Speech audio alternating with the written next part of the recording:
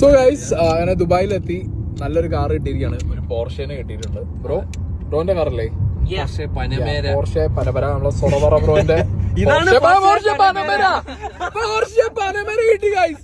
Porsche പനമര ഇതവിടെ park ചെയ്ത് വെച്ചായിരുന്നു വേറൊരാള്. ഇങ്ങനെ എടുത്തോടുന്നതാണ്. ആളെ ഞാൻ പറയുന്നില്ല. അതെ, ഷാസിന്റെ കയ്യിലുള്ള സാധനം ഒന്ന് പൊക്കി പിടിക്കൂ.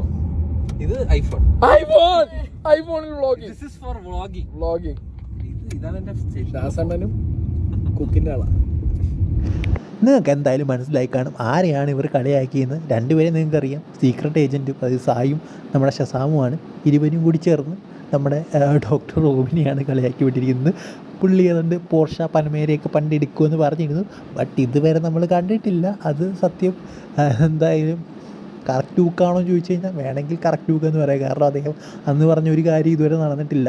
അത് ഇതിനോടന്ന് എന്താ പറയുക, ബിഗ് ബോസിലുണ്ടായിരുന്ന ദിൽഷയൊക്കെ സിനിമ ചെയ്തു. പുള്ളി അതിന് മുമ്പ് സിനിമയും അതിൻ്റെ പോസ്റ്ററും ഒക്കെ വരെ പുള്ളി അടിച്ചിറക്കിയതാണ്. പക്ഷേ ഒരു കോപ്പുമില്ല. പോസ്റ്റർ മാത്രമേ ഉള്ളൂ. അല്ലാതെ വേറെ ഒരു സംഭവമില്ല. കാറില്ല, ഒന്നുമില്ല.